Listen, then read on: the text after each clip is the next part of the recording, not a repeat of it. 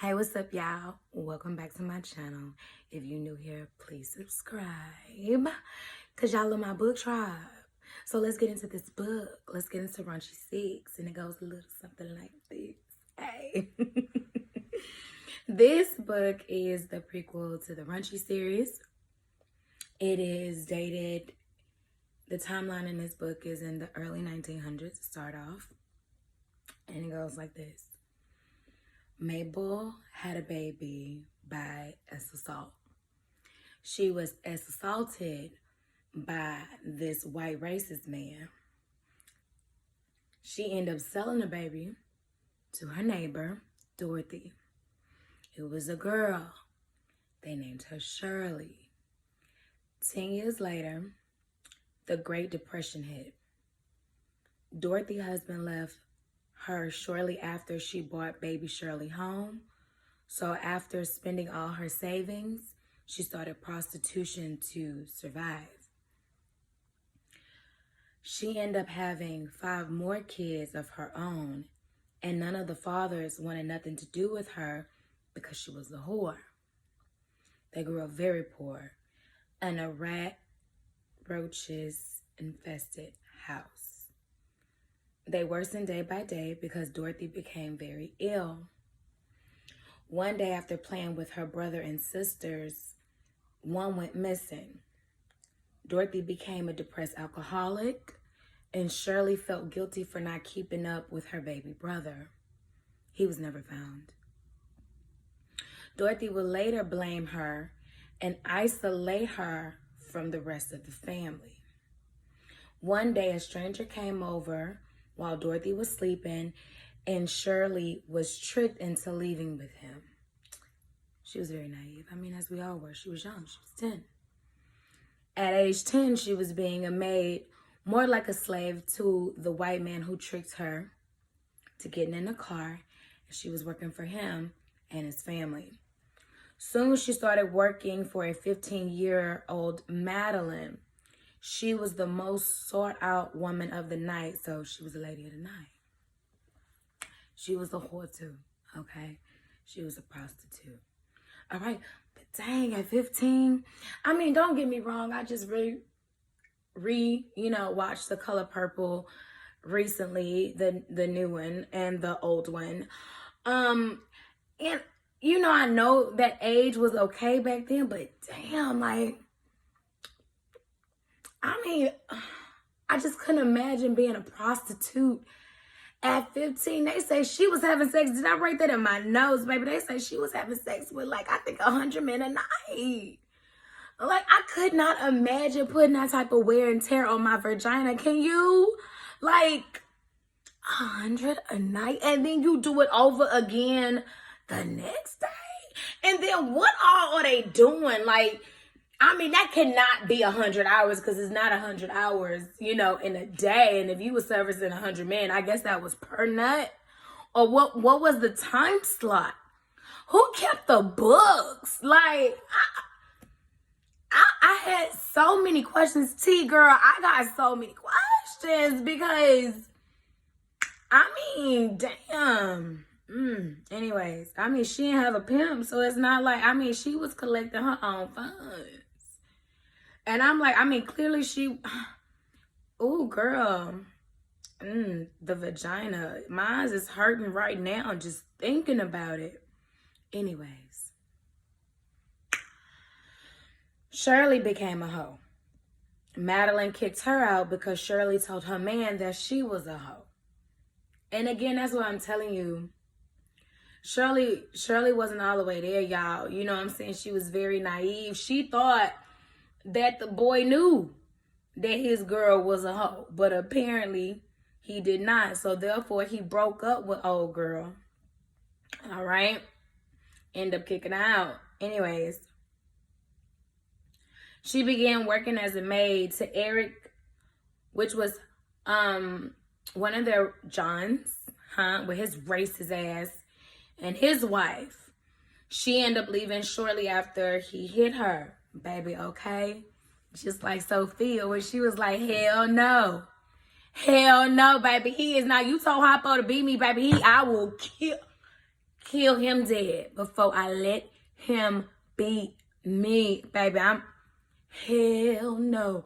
Baby, I'm gonna download that song, baby. If y'all haven't seen the new Color Purple movie, go see it because, baby, okay, it is so crazy how it's like correlating with the time. And the only difference is it was no hoes in the Color Purple. As far as I know, I haven't read the book. I want to read the book. My sister told me that is something I should do. But as far as I know, you know, it was no hoes in the Color Purple. Because Suge was just a singer. You know what I'm saying? She sung R&B, and, you know, back then they was looked down upon like that devilish music. You know what I'm saying? But probably was Jezebel. I mean, she was giving Jezebel, right? Suge probably was.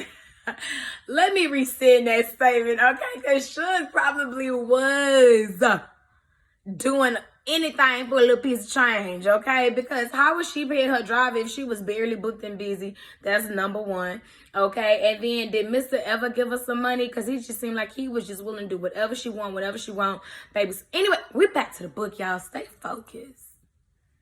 Stay focused. All right. So now Shirley is 17 and looking to start a new chapter in her life. She started being a house manager for Mr. Ramirez, and he constantly pressed her for sex, even though he was a married man. 19, she was working for the Wilson family, and only for families where she has a sexual relationship with the husbands, okay? She would cook and clean for the wives and kids, all up in your face, but sucking your husband's dick in his office while pouring him a glass of whiskey. This is just me in my mind on how she would do it. She'll probably pour him a drink and then suck him dry. Okay? Not saying I do that. Y'all get out of my business. Just know my husband is just, he's very happy. Anyways, okay. She got caught by the wife and she ended up kicking them both out. She got shot in the head by a wife of a family she was working for. She ended up having a daughter named Estelle. Oh, damn. I'm just now realizing two people, okay, that's something. Two people got shot in the head. If you read the book, you know what I'm talking about. Keep that with me because I honestly feel as though this book is about generational curses. Stay with me, but we're going to put a pin there, okay? Years later, she had a son named Charles. She started backhoeing again once Charles' father left. Shirley became bitter. She started emotionally, sexually, and mentally abusing her daughter, age 15, and started abusing her own son, now age 13. Stay with me, y'all. This is where it started getting thick. I mean, it's being thick, but this is where it started getting thick. Estelle had an accident and met her birth grandmother, Mabel. They grew close right before she passed. And once she lost her grandmother, she became a monster. She took the baby from the side chick her man was seeing and named her Harmony. Estelle ended up getting murdered by the side chick right in front of Harmony. She was shot in the head. And with her mother gone and her father in prison, she was subjected to abuse from her uncle and grandmother for years. Harmony repeated the cycle of abuse to her twin daughters and became raunchy. All right? So I know I should have really did the count, but off the top of my head, I want to say that is 4 generations, right? That is 4 generations of sexual abuse, prostitution that's just been passed down from generation to generation to generation to now generation. And I am hoping that the twins do break that cycle. Majesty, she doesn't have any kids. And damn, what was the other twin name, y'all? It's been so long. I really want to say it was Jade. I want to say it was Jade and Majesty. I think that was the name of the twins. And Majesty started going as Mad because Mad wanted to transition into a man, basically, if you wanted to do it right now in these times. And I believe Jade ended up having twins of her own, I want to say. Y'all, it's been so long since I read that book. Oh my God. So I might be a little sketchy on the details. Don't quote me, but please go and read it. If you haven't read the Raunchy series, it is a really good series. But I am hoping that the cycle is broken. I'm hoping that these ladies break these cycles, okay? Because if you read the Raunchy series, you know that Harmony friend, I forgot the dude, Majesty's daddy, all right, end up killing the grandmother that was sexually assaulting Harmony. You see what I'm saying? And I can't remember if he shot her in the head, but my thing is this: it needs to stop. And as a person that's currently in the process of breaking family generational curses, it needs to happen. This is not something that should be taken lightly. This is not something that should be swept under the rug. Because I remember reading the Raunchy books, and parts that used to stand out to me is the fact that she used to take up for her son. And because she knew her son was doing wrong, but I think she also knew what she was doing to her son. And at one point, the daughter did call her out about that. Like, what are you talking about? You sexually assaulted us. You know exactly what you're doing. Why is he still sleeping in your bed? That is your son. That is not your man. And she was like blackballed from her family because of that. And they was the reason they was eating because of her.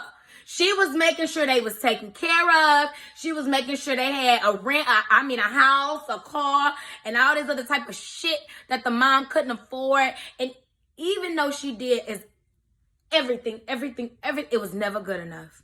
It was never good enough. She was jealous. She tried to fuck her man. That is some trifling ass shit. But you know what? That needs to be broken. And I hope T.Styles on your next rendition, when we get the ending of what's going on with the twins, I hope that shit is broken. I hope the twins come together in unison. She got money. Jay got money because of her daddy. All right? Jay got money because of her daddy. Yeah, they twins, but they got different daddies, and that is possible. Google it, because I remember seeing it for the first time on the Maury episode, okay? On the Maury Porvis show, it was an episode, and they said it's possible. That means she slept with them hoes, you know, with both of them men. She was a hoe. She slept with both of them, though. They was hoes, too. The same night within a few hours of each other. You know what I'm saying? So that is very much possible. It is very much possible, but anyways, they all need to heal. And then you know what else I want to see? Counseling. They need to go to a therapy session. They need to unpack this trauma, and then they need a professional to help them navigate this because they don't know about it. So they need to have a professional help them navigate it and rebuild as a family. They still got time. They still got time. We still got time. And even though my family probably don't want to do the work, I know this ain't about me. This is about the damn book, but I'm just saying I can relate to the book. It needs to happen. And I'm still going to do my work all by myself. Even if they don't want to, because you ain't going to stop my progress. And that's why I stay blessed. That's why I stay blessed. Please take accountability. Stop protecting the abusers and then bullying the victims. That doesn't even make sense to me. They should be uncomfortable. They the one who did wrong. They are the ones who know what the fuck they was doing, because they was an adult and that person was a minor. A minor. And even though that person that SA'd that person, you know what I'm saying? Because they was probably SA'd in the bed, that don't mean they continue to repeat the cycle. All right, and use that as an excuse. Well, I was too. So then you should know better. You should know how it feels to be put in that situation and be a victim and lay there helpless and not know what to do. Earlier in this book, The Raunchy 6, she didn't even know what transpired. She didn't even know. She just know it hurted and it was uncomfortable. That's how young she was. And she kept saying, like, a lot of it. Why? Why would you do that to me? Y'all in my business. Why would you do that to me? You see what I'm saying? Sometimes you don't get the answers, and that's why I very much push therapy. Because even though you probably can't get the apology or the answers from the abuser, because a lot of people don't even have the courage to face them, to report them.